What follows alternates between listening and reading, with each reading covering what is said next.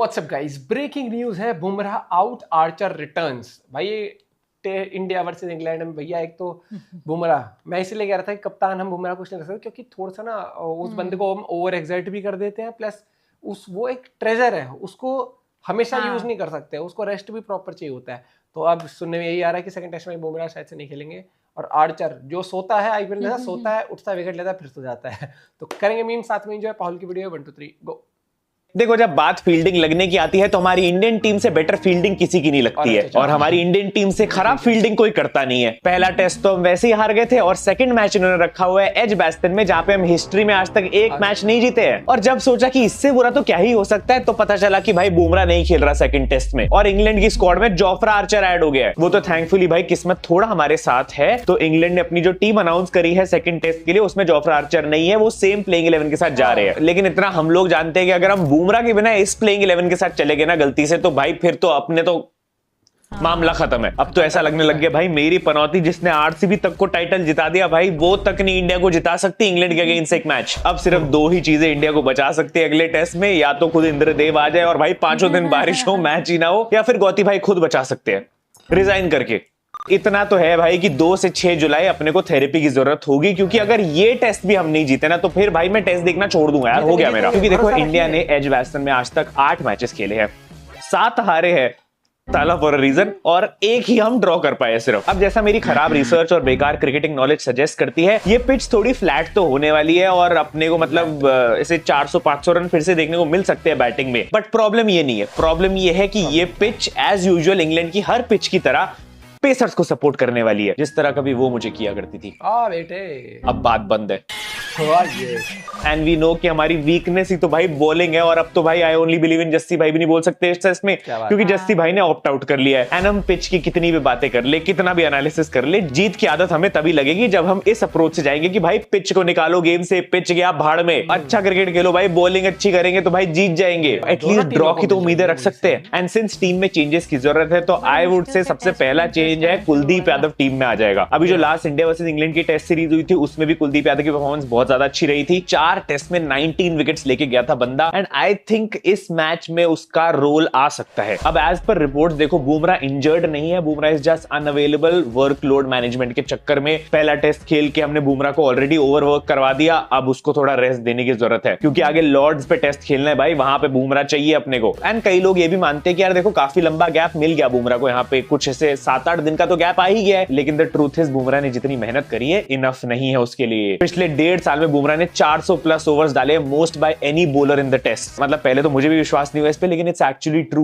बुमराह 410 से ज्यादा ओवर्स डाल चुका है 2024 से लेके अभी तक, which is highest by any player in test. ऊपर से खुद की इंजरी के साथ साथ एक खराब बॉलिंग लाइनअप को कैरी करने की टेंशन भी तो होती है अपने कंधों पे। वैसे भी गौती भाई के अंडर हमारी टीम का एक ही फंडा रहा है, if you are in form you are not in the team, and if you are in the team then you are never in form. But सोचो कोहली रोहित जब खेला करते थे तब एटलीस्ट बाकी बैट्समैन तो होते थे सपोर्ट करने के लिए, कभी कोई चल गया, कभी पंत अच्छा खेल रहा है, कभी राहुल अच्छा खेल रहा है। बुमराह के साथ तो कोई नहीं है भाई उसका साथ देने के लिए। सिराज मेहनत करता है लेकिन अनलकी रहा है, और प्रसिद्ध कृष्णा को अब मैं टीम में नहीं देख सकता, सॉरी। एक तो नाम में ही भगवान है भाई, तो मतलब ऐसा थोड़ा जोक्स बनाते हुए बुरा लगता है। एंड अब क्योंकि बुमराह नहीं है, I think the ideal replacement हम सबको पता है अर्शदीप सिंह। ऑब्वियसली देखो बुमराह को हम कभी रिप्लेस तो नहीं कर सकते किसी मैच में, क्योंकि no one is like Bumrah. इसलिए अपने बचपन के दोस्त को किसी 2 दिन पहले मिले इंसान से रिप्लेस करना वो फील नहीं आती है, लेकिन still I think Arshdeep is good for this job. उसका टेस्ट में डेब्यू होना जरूरी है और अच्छा प्लेयर है, रीसेंट फॉर्म भी अच्छा है, I think he will do better, plus left arm लाके दे देगा। तो एक न्यूज ये भी आई थी कि हर्षित राणा रिसेंटली स्क्वाड में ऐड हुआ था, गौती भाई ने उसको रोक लिया था, पता नहीं क्या प्यार है भाई, गौती भाई जाने नहीं देते हर्षित राणा को। मतलब अंशुल कंबोज को घर जाने दिया लेकिन हर्षित राणा को रोक लिया था। लेकिन सेकंड टेस्ट के लिए हर्षित ट्रैवल नहीं किया है, तो वो मतलब इस मैच में नहीं होगा। एंड अगर हम प्रसिद्ध कृष्णा को भी नहीं खिलाने का सोच रहे हैं, जो कि आई थिंक कलेक्टिवली हम सब सोच रहे हैं ना प्लीज, तो I think Akashdeep should also come into the team, which means अगर मेरा अपडेटेड बॉलिंग लाइनअप देखिए सेकंड टेस्ट के लिए, तो बुमराह को रिप्लेस कर रहा है Arshdeep Singh. Siraj stage in the team, भाई वो हमारा एंकर है, उसकी जरूरत बहुत है हमें, बेचारा बहुत मेहनत करता है। लेकिन वही प्रसिद्ध कृष्णा को भी आई थिंक हमें रेस्ट दे देना चाहिए हमेशा के लिए टेस्ट से, प्लीज। और I think Akashdeep would make sense in the team. तो ये तीन अपने मेन पेसर्स हो जाएंगे। बाकी बैटिंग में देखा जाए तो अपने पास कुछ बैट्समैन सॉर्टेड है, थैंकफुली अच्छा खेल रहे हैं। लाइक अगर जायसवाल की फील्डिंग को थोड़ा इग्नोर कर दिया जाए तो भाई बंदा straight up makes into the team. Century बनाई थी फर्स्ट इनिंग्स में। हाँ ये बात तो है कि यशस्वी जायसवाल खुद तो बैटिंग अच्छी करता है, लेकिन उसकी वजह से इंग्लैंड वाली भी अच्छी बैटिंग कर पा रहे थे। 5 कैच ड्रॉप करे थे पिछले मैच में यशस्वी जायसवाल। भाई इस मैच में एक डबल सेंचुरी मार के सब कॉम्पनसेट कर दो। देन केएल राहुल भी साथ में ओपनिंग में परफेक्ट है। नंबर 3 पे मेरे को नहीं लगता कोई चेंज होना चाहिए। Sai Sudarshan should play. Even तो पहले टेस्ट में एक डक भी था और उतनी अच्छी सेकंड इनिंग परफॉर्मेंस नहीं थी, ठीक ठाक ही थी, बट आई स्टिल थिंक पहला मैच था और चांसेस मिलने चाहिए। अगर भरोसा दिखाया भाई नंबर 3 पे गौती भाई ने तो विल स्टिक टू इट। 4 पे शुभमन गिल है, अच्छे फॉर्म में है, he is playing well, captaincy थोड़ी बेटर हो सकती है। और 5 पे ऋषभ पंत है, अनटचेबल्स। तो अभी अपने को एक स्पिनर चाहिए, शार्दुल ठाकुर को रिप्लेस करना है, और एक बैट्समैन चाहिए। करुण नायर को खिला रहे हो या नहीं खिला रहे हो? इवन दो यार देखो, तुम भी जानते हो मैं भी जानता हूँ, इतने चेंजेस कभी भी नहीं होते हैं एक टीम में, स्पेशली इस कोचिंग स्टाइल में तो कभी नहीं देखे हमने। ऑलरेडी बुमराह बाहर, एक फोर्स चेंज है, और प्रसिद्ध कृष्णा को शायद नहीं खिलाया जाए तो एक और चेंज हो जाएगा। तो मुझे नहीं लगता कि ज्यादा चेंजेस होंगे, इवन दो आई वांट की और हो, लेकिन फीलिंग अभी भी ऐसी आ रही है कि जड्डू को खिलाया जाएगा ओवर कुलदीप यादव। लेकिन मैं अभी के लिए फिर भी कुलदीप को डाल रहा हूं, क्योंकि again we are batting obsessed और हम डेप्थ चाहते हैं। लेकिन अगर ऐसा हो भी रहा है तो भाई ठीक है, शार्दुल ठाकुर को खिलाना नहीं बनता। I think Nitish Kumar Reddy should walk straight into the team. अभी भी एक बैट्समैन की जगह बच रही है जहां पे करुण नायर पिछली बार खेला था। इवन दो एक ही मैच था, बट एक चांस इनफ था करुण भाई के लिए और वो नहीं ले पाए। तो मैं ऑनेस्टली कहूंगा भाई, I think we should drop him.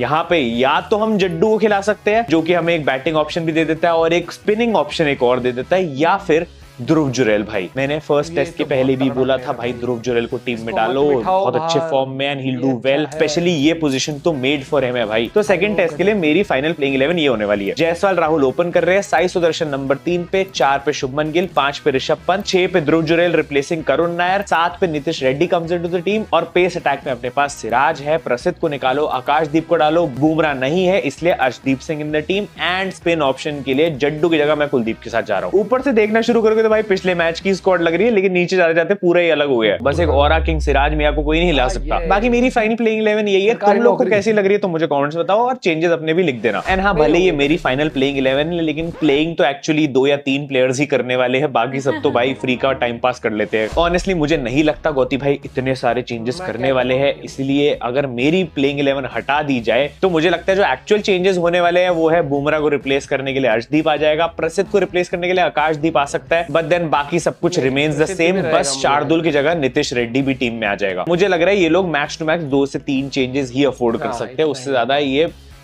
इतना रिस्क लेते ही नहीं है। पर मैं तो कह रहा हूँ भाई, टीम में कितने भी चेंजेस कर लो, जब तक कोच चेंज नहीं हो, सॉरी अप्रोच चेंज नहीं होगा, तब तक भाई हम कुछ नहीं बदलेगा। अप्रोच चेंज कीजिए, मैसेज मांग रहा है और कुछ भी। और भाई प्लीज इस मैच में थोड़ा अग्रेशन, थोड़ी फील्डिंग अच्छी चाहिए भाई। किंग कोहली वाला एरा ले आओ भाई, एक बारी वीडियो कॉल करवा दो विराट भाई की, वहीं पे तो रहते, वीडियो कॉल क्या करनी है, बुला लो ना। मैं तो कह रहा हूँ चलो ठीक है, अभी बैटिंग वीकनेस है, लेकिन अग्रेशन तो विराट भाई ले आएंगे, तो उनको बुला लिया करो यार, टीम मीटिंग से बुला लिया करो, वो सबको सीधा कर देंगे। बेस्ट है कि जैसे अच्छी फील्डिंग के लिए मेडल मिलता था, वैसे खराब परफॉर्मेंस के लिए बेल्ट ट्रीटमेंट लेके आओ। बाकी इस मैच में players to watch out for में I am going with Sai Sudharsan. मुझे लग रहा है इस मैच में अच्छा खेल सकता है। Then Jaiswal, he has to भाई, मतलब उसको अब डबल सेंचुरी बना के जवाब देना पड़ेगा। एंड दिल से मैं चाहता हूँ ऋषभ भाई एक और सेंचुरी लगाए, लेकिन थोड़ी सी फटती है, क्योंकि जब भी ऋषभ पंत सेंचुरी लगाता है भाई मैच की फील्डिंग लग जाती है। बट ठीक है, वो कर्स भी ब्रेक हो जाएगा। ऋषभ भाई अच्छा खेलो। एंड बॉलिंग में आई रियली थिंक अर्शदीप अच्छा करने वाला है इस टेस्ट में, and he will make a place for him in the squad. बाकी तुम लोग भी अपने चेंजेस कमेंट्स में मुझे बता देना, तुम्हें क्या लगता है कौन से प्लेयर्स इस मैच में अच्छा परफॉर्म करने वाले हैं और रिजल्ट क्या होगा। भाई ये प्लेइंग 11 में चेंजेस, अप्रोच में चेंजेस, इंटेंट में चेंजेस, बैटिंग ऑर्डर में चेंजेस, ये सारी प्रॉब्लम्स एक साथ सॉल्व हो सकती है, बस अगर हम अपना कोच चेंज कर दे। मेरी समझ में नहीं आता बुड्ढा, तुम मेरे ही पीछे क्यों पड़ गया। गौती भाई देखो, जब से आए हो क्रेडिट पे क्रेडिट मिल रहा है, कभी सीरीज डिफीट का, कभी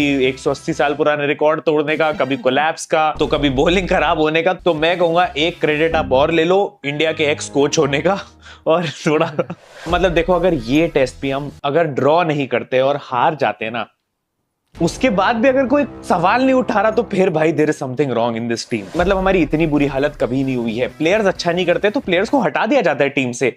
जब कोचेस अच्छा नहीं करते तो कोचेस के साथ क्या हो रहा है। ऐसा भी नहीं है हमें प्रॉब्लम्स नहीं दिख रही है। पहले टेस्ट में हमने देखा भाई शार्दुल ठाकुर को क्यों खिलाया गया जब उसका यूज ही नहीं करना था। प्रसिद्ध कृष्णा को टीम में लेके आना, अर्शदीप या आकाशदीप के ऊपर खिलाना, मतलब कुछ डिसीजंस बहुत ही ज्यादा समझ के बाहर थे। और भले ही देखो हमारी टेस्ट लेगेसी खराब कर दी हो और विराट और रोहित को रिटायर करवा दिया, लेकिन गौती भाई ने एक चीज बढ़िया करी, सारे टॉक्सिक आईसीटी फैंस को इकट्ठा कर लिया, फैन बेसिस को इकट्ठा कर लिया और सबने मिलके गालियां दी भाई। मतलब सब फैंस एक हो गए यार और सब मिलके हेट दे रहे हैं। वैसे जो मैंने प्रेडिक्शन रील बनाई थी उसमें मैंने कहा था कि ये वाला मैच हम लोग हो सकता है जीत जाए, मतलब हम ऐसा हिस्ट्री क्रिएट कर सकते हैं। वो वाली रील जाके देख सकते हो क्रिकेट विद पागल पे। बट हाँ, तुम लोग बता देना तुम्हें क्या लग रहा है, क्या होने वाला है। मेरे को थोड़ा डर तो लग रहा है, but let's hope for the best. तो मैं मिलता हूं तुमसे अगली वीडियो में। Thank you so much for watching, love you all, bye bye.